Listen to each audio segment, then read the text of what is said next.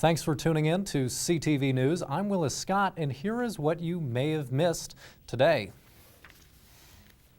Fort Collins Police announced Monday that Ariel Carton, a CSU veterinary medicine and biomedical sciences student, has died due to injuries from a car crash early Thursday morning. Carton passed away on April 15th, according to the release. Early Thursday morning, Carton was airlifted by helicopter to the Medical Center of the Rockies with serious injuries after the SUV she was driving struck a tree near City Park. Carton was the only person in the car. She was traveling east on West Mulberry Street at a high rate of speed. Officials are still determining whether alcohol or drugs played a part in the crash. Earth Day is this Friday. In honor of the holiday, we are highlighting some of the staff and students who are putting the green in CSU's green and gold colors. The Senior Sustainability Coordinator for Housing and Dining, the Alternative Transportation Manager for Parking Services, and a student eco-leader tell us about some of the sustainability initiatives at CSU. Currently, a pre- and post-consumer that's actually all processed by our food waste diversion programs. So we have our composting system, which is located at the Foothills campus. We've been running it for about 5 years at this point in time. We're coming up on almost 500,000 pounds worth of food waste diverted from the landfill. And so that represents the dining centers themselves. So that's a 93% diversion rate, which is incredible, and I would challenge you to find somewhere else on campus to eat where they have that level of food waste diversion or awareness about it. From a bicycle standpoint, we're one of 5 universities in the entire country that have the highest ranking for bike-friendly university with Platinum. That means we have top-notch infrastructure. We have over 15,000 bike parking spaces here for people at the university. In terms of transit, our students and employees rode 1.5 million trips last year. The MAX alone had over 500,000 trips by our employees. That's and students. That is absolutely something we should take credit for and be proud of. I'm an eco-leader for Braden. There is one eco-leader for each of the residence halls. We're responsible for creating more awareness of different sustainability initiatives that are both going on campus and then specifically within the residence halls. I'm pretty passionate about environmental issues, so it's really neat having, I guess, an outlet of outreach and feeling like I can kind of connect with people about that and teach people about it, because I think the biggest thing in those issues is an awareness. Another recent initiative in the dining centers has been the implementation of new composting, recycling, and trash bins. Above each bin is a display case with materials like newspapers, candy wrappers, and styrofoam to-go boxes inside. The materials are there to help demonstrate the types of things that go into each bin. The Colorado State University Alumni Association honors exceptional CSU educators each year with Best Teacher Awards. This year's awards dinner was held Monday evening in the Laurie Student Center Theater. Special Assistant Professor of Music Denise Apodaca is one of 6 instructors and professors who are being recognized this year. Apodaca said that if a student has not shown up or stops showing up midway through the semester, she emails them asking where they are and if they are okay. Ray Black, Marissa Bunning, Chu Chang Chu, Todd Clapp, and Temple Grandin were also nominated. The teachers are nominated by students and alumni.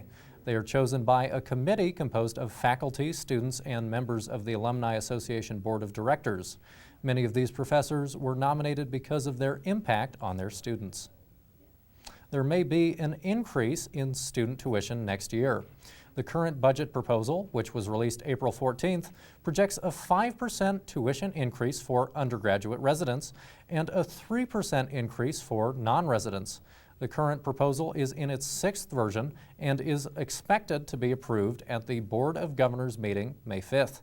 According to Rick Miranda, CSU Provost and Executive Vice President, next year's budget may be close to $1 billion. According to Miranda, the budget for the university involves 4 different categories: research contracts, auxiliary activities, miscellaneous expenditures, and the education and general budget. Miranda said a large portion of the overall budget is fixed and can be difficult for the administration to change.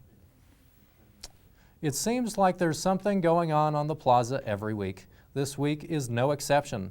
2 groups and 1 sign-holding student expressed their views on abortion Tuesday afternoon. The Students United for Reproductive Justice represented the pro-choice view.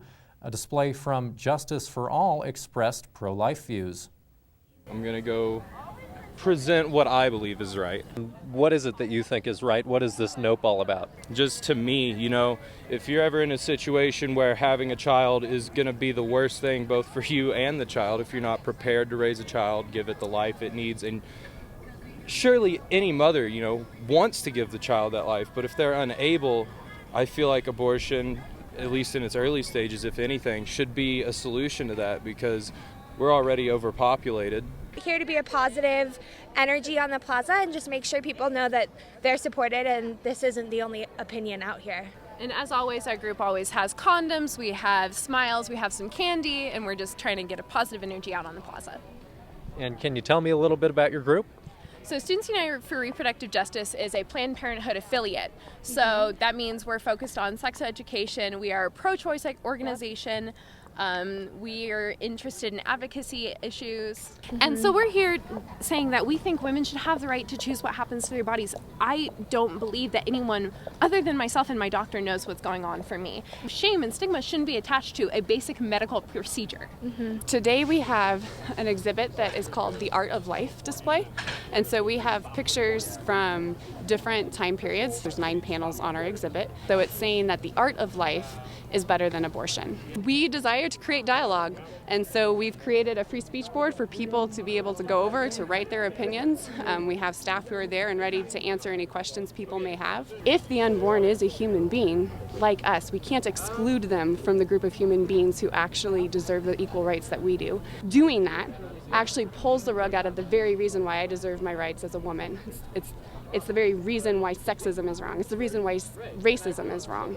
So I just would ask that people would actually take that into consideration as they're processing through their beliefs or their understandings for why abortion should or shouldn't be legal.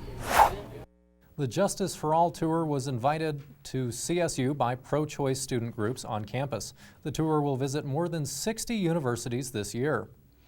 Well, the weather hasn't been great to start off this week. Good thing we have weather anchor Neil Denman to tell us if things will start getting warmer. We'll have that report in just a minute.